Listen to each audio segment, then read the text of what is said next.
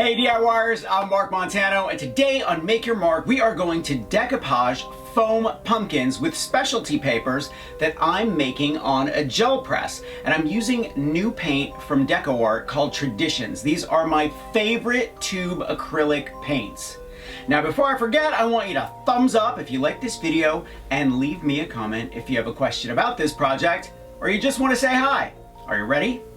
Let's make some decoupage pumpkins.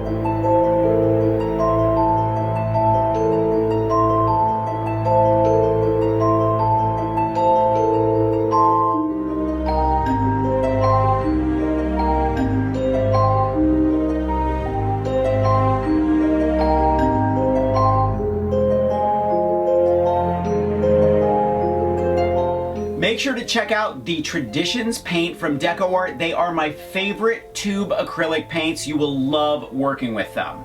Also, I'm going to leave a link to Gel Press in the description.